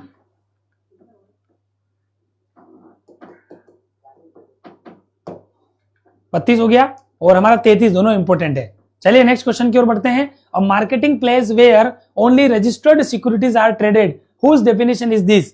वह विपणन स्थल जहां केवल पंजीकृत प्रतिभूतियों का ही क्रय विक्रय होता है। ये किसके द्वारा कहा गया? हार्टले विदर्स के अनुसार, सिक्योरिटीज कॉन्ट्रैक्ट, पायले या फिर नेशनल स्टॉक एक्सचेंज के द्वारा। क्वेश्चन नंबर 34 आपके सामने है, तो आपको ध्यान रखना है ये पायले ने कही। अलग अलग डेफिनेशन मैंने लिए ताकि कोई भी नहीं पूछ ले तो आप आंसर आराम से दे सको। आपने हार्टले विदर्स और पायले का और भी कई नाम सुना होगा, कौन बताएगा कहां पर आएगा? आपने हार्टले विदर्स और पायले का और भी कई नाम सुना होगा, किसी को अगर पता हो तो ये वही हार्टले विदर्स है जिन्होंने परिभाषा दी थी हमारी इकोनॉमिक्स के अंदर मुद्रा को लेकर। इन्होंने कहा कि मुद्रा वह है जो मुद्रा का काम करे। ये हार्टले विदर्स ने कहा था। हार्टले विदर्स की डेफिनेशन है जिन्होंने कहा कि money is that who works for money. मुद्रा वह है जो मुद्रा का ही कार्य करे। ठीक है, और ये भी ध्यान रखना, पायले कहा था, ये मार्केटिंग से रिलेटेड है। इन्होंने कहा कि विपणन में क्रय और विक्रय दोनों सम्मिलित होते हैं। जो मार्केटिंग की जो नैरो सेंस में डेफिनेशन दी है, मार्केटिंग भी आपके बिजनेस के टॉपिक में है, मार्केटिंग की जो नैरो सेंस में जो परिभाषा दी है वो इन्होंने दी थी पायले ने, जिन्होंने कहा कि विक्रय में क्रय और विक्रय दोनों क्रियाएं सम्मिलित हुई। मतलब उन्होंने विपणन में दो ही क्रियाएं मानी, क्रय और विक्रय। उन्होंने कहा कि marketing includes both purchasing and selling of goods and services. बस उन्होंने इतना ही बोला। तो पायले का ध्यान आपको वहां पर भी रखना है। What is the major issues related to crypto currency in India? Bharat में क्रिप्टो करेंसी से रिलेटेड प्रमुख मुद्दा क्या है? आपने क्रिप्टो करेंसी सुनी होगी, ठीक है, बिटकॉइन आपने एक नाम सुना होगा। क्रिप्टो करेंसी आज के युवा सब जानते हैं कि what is the major issue related to crypto currency in India? Bharat में क्रिप्टो करेंसी से संबंधित प्रमुख मुद्दा क्या रहा है? High profits, government ownership, regulatory uncertainty या टैक्स एग्जेम्पशन। तो आपने पढ़ा होगा, यहां पर मुद्दा बिल्कुल सही है, रेगुलेटिंग अनसर्टेन, नियामक अनिश्चितता यहां पर मुद्दा है। इसको नियामक बनाने के लिए भी सरकार जो है वो प्रयास कर रही है कि रेगुलेटिंग रूप में इसको जो है वो गवर्न किया जाए। Money is what money does, yes, Hartley withers ने कहा है। ओके, आया था क्या? मुझे पता नहीं, पर मैंने तो ऐसे पूछा था। चलिए, what is the impact of कोविड-19 pandemic on the financial market? कोविड-19 महामारी का वित्तीय बाजार पर क्या प्रभाव पड़ा? अब जानते हो कोविड-19 आया था, जिन्होंने सबके मुंह बंद कर दिए थे। 2019 में आया, इसलिए 19 कहते हैं, ठीक है। और भारत में आपने सुना होगा एक दिन के लिए 22 मार्च 2020 को जनता कर्फ्यू लागू हुआ था, एक दिन के लिए। फिर कोविड नहीं थमा तो धीरे धीरे हमें 2-3 लहरों के रूप में अलग अलग दिन के लिए हमें क्वारंटाइन सरकार का आदेश आया और उसका हमने पालन किया। तो उस कोविड-19 में क्या हुआ था? कोविड-19 में वित्तीय बाजार पर क्या प्रभाव पड़ा था बताओ? क्या रैपिडली ग्रोथ हुई थी, स्टेबिलिटी आई थी, मेजर डिक्लाइन, भारी गिरावट भी हुई, या कोई इफेक्ट नहीं आया? हम ऐसा कह सकते हैं। तो कोई इफेक्ट नहीं आया ऐसा नहीं कह सकते हो, आप कह सकते हो कि कहीं ना कहीं हमें गिरावट जरूर देखने को मिली थी स्टार्टिंग के फेज में। बिल्कुल। 37, what is the primary objective of financial inclusion? वित्तीय समावेशन का प्रमुख उद्देश्य क्या है? Giving loans to only rich, केवल अमीरों को ऋण देना, या expanding banking services to rural areas, ग्रामीण क्षेत्रों में बैंक सेवाओं का विस्तार करना, गिविंग टैक्स टू गवर्नमेंट, सरकार को कर देना, या regulating stock markets? Question number 37। हाँ, अच्छा क्वेश्चन है, सही कह रहे हो, सेंस वाला क्वेश्चन है, क्योंकि बहुत सारों को लगेगा कि लोग घर पे थे तो बाजार एकदम बढ़ गया। बाजार धीरे धीरे ग्रोथ करने लगा, इसीलिए उस समय आप जानते हो कि बाजार में वस्तु सेवाएं बहुत महंगी हो गई थी। हमें एक मंदी के रूप में बाजार को हमने फेस किया था, ठीक है। सामान्य कीमत स्तर गिर गया था और वस्तु बहुत महंगी हो गई थी उस टाइम। तो एक सेंस वाला क्वेश्चन है, इसलिए मैंने इंक्लूड किया। क्वेश्चन कैसे लगे ये भी बताना आप जरूर, क्वेश्चन कैसे लग रहे हैं ये भी आपको बताना है, ठीक है। चलिए, तो what is the impact of कोविड-19 pandemic on the financial market? तो ये भी हमने देख लिया कि बाजार में एक बार शुरुआती दौर पे क्या हुआ, मेजर डिक्लाइन का दौर हमें देखने को यहां पर मिला था। क्लियर है सभी को? समझ में आ गया जो भी पूछ रहे थे? चलिए नेक्स्ट क्वेश्चन की ओर बढ़ रहे हैं हम। यस,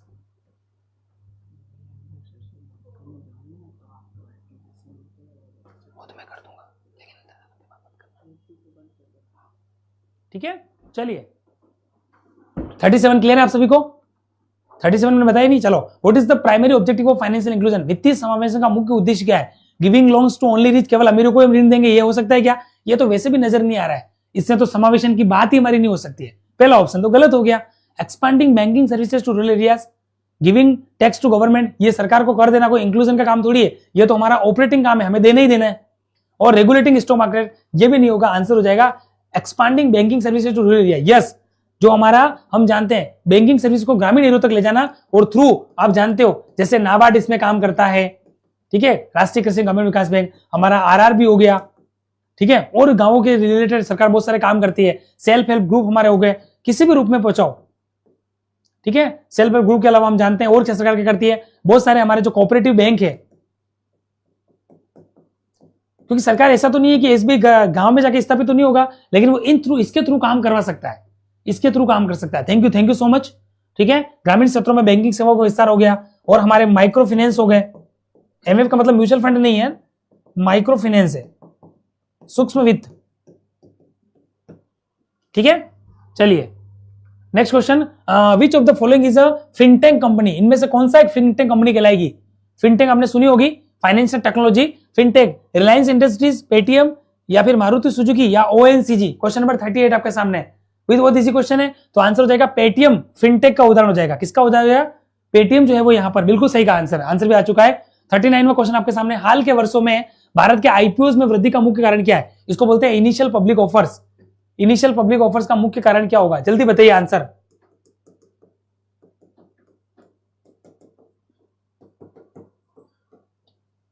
या हम बोलते हैं ई आईपीओज। ठीक है, weak market, high inflation, rise in the investors interest, या fall in dollar value. Question number 39 आपके सामने। बिल्कुल, थैंक यू सो मच आप सभी का इस ग्रीटिंग्स के लिए, कि आप सभी सर के लिए इतने एफर्ट्स के लिए कह रहे हैं। ठीक है, हाँ बिल्कुल है, सभी का बहुत बहुत धन्यवाद, यहाँ पर बहुत बहुत धन्यवाद आपका, दिल से धन्यवाद सभी के एफर्ट्स के लिए आप कह रहे हो तो। ठीक है, चलिए तो 39 का आंसर क्या हो जाएगा? निवेशकों की रुचि में वृद्धि बढ़ी, इसलिए तो ये हो रहा है, तो सी इज द राइट आंसर। और आज का अंतिम क्वेश्चन आपके सामने, विच of the following is an international financial issue affecting the Indian market. ठीक है, ये कह रहा है कि इनमें से कौन सा अंतरराष्ट्रीय वित्तीय मुद्दा है जिसका प्रभाव भारतीय बाजार पर भी पड़ता है। ये क्वेश्चन भी अच्छा है, सेंस वाला है, सोच समझ के आंसर दीजिएगा 40 का। ठीक है, तो देखो, इंप्लीमेंटेशन ऑफ जीएसटी, या चेंजेस इन इंश्योरेंस पॉलिसी, या एग्रीकल्चर बिल। आंसर हो जाएगा यूएस फेडरल रिजर्व हम कह सकते हैं इंटरेस्ट रेट। अमेरिकी फेडरल रिजर्व की जो ब्याज दर है ना, इसका भी जो प्रभाव है वो कहां पर पड़ा है? भारतीय बाजार। क्योंकि जीएसटी का लागू होना ये तो केवल और केवल इसके ऊपर आएगा, ओनली इंडिया पर आएगा। ठीक है, बीमा नीति बदलाव, ये क्या है? ये तो हमारे एक तरीके से कह सकते हैं रिलेटेड टू, वैसे आंसर आप समझ चुके होंगे क्योंकि मैं इंटरनेशनल पूछा था, तो रिलेटेड टू नेशनल लेवल है, ये तो हो नहीं सकता, ये भी नहीं हो सकता है, तो आंसर हो जाएगा US federal reserve interest rates. B is the right answer, क्योंकि इंटरनेशनल लेवल पे पूछा तो आप हमारे हिसाब से आंसर समझ यहां पर बिल्कुल सही कह रहे हो। इधर ट्रंप वार कह सकते हो, ट्रेड वार जिसे हम कह सकते हैं, तो बिल्कुल ये भी हो रहा है कि जब एक देश दूसरे देश के लिए क्या करें, ट्रेड के रूप में वार करें, प्रशुल्क नीतियों के बारे में बिल्कुल उससे भी आप अपडेट है, तो ये अच्छी बात है आप सभी के लिए। ठीक है, तो यहां पर क्लियर है आपको। तो इस तरीके से सारे ही क्वेश्चंस हमने कंप्लीट यहां पर किए हैं, हर एक क्वेश्चंस को 360 डिग्री इवोल्यूशन के साथ हमने कॉन्सेप्चुअल पढ़ते हुए एक एक करके क्वेश्चन को आगे हम यहां पर बढ़े हैं। तो उम्मीद करता हूं कि सारे ही क्वेश्चन आपको अच्छे से समझ में आ चुके होंगे। ठीक है, तो जो टॉपिक हमारा चल रहा था स्टॉक एक्सचेंज, उससे रिलेटेड भी क्वेश्चन थे इसमें। देन हमारे कॉन्टेम्परेरी इश्यूज, फाइनेंशियल मार्केट, वित्तीय बाजार में जो भी ज्वलंत मुद्दे चल रहे हैं वो भी हमने डिस्कस किए। Then security exchange and board of India, SEBI से रिलेटेड, बीएससी से रिलेटेड, एनएससी, नास्डाक, ठीक है, डेरिवेटिव मार्केट्स, ठीक है, उसके अलावा जो हमारा गिल्ड एज मार्केट होता है, सिक्योरिटीज मार्केट है, प्राइमरी एंड सेकेंडरी मार्केट, सभी को समाहित करते हुए टॉप 40 क्वेश्चन हमने यहाँ पर डिस्कस किए हैं। ठीक है, तो थैंक यू सो मच, आप सभी का भी बहुत बहुत आभार, आपने इस क्लास को अच्छे से देखा, यहाँ पर सारी चीजें आपने समझी और सिस्टमेटिक तरीके से आपने इन क्वेश्चंस को अटेम्प्ट किया। ठीक है, तो चलिए दोस्तों, फिलहाल इस क्लास को हम यहीं पर जो है वो पूरा करेंगे। नेक्स्ट क्लासेस के अंदर हम आगे जो भी डिस्कशन करेंगे, आगे का हमारा जो टॉपिक होगा, नेक्स्ट हमारे जो एमसीक्यूज होंगे उनको हम डिस्कस करेंगे। तब तक के लिए आप लोग अपनी पढ़ाई को जारी रखिए, अच्छे से पढ़ते रहिए और धीरे धीरे कंटिन्यूस ही अपनी तैयारी को जो है वो अच्छे से अच्छा यहाँ पर करते रहिए। ठीक है दोस्तों, चलिए, थैंक यू सो मच।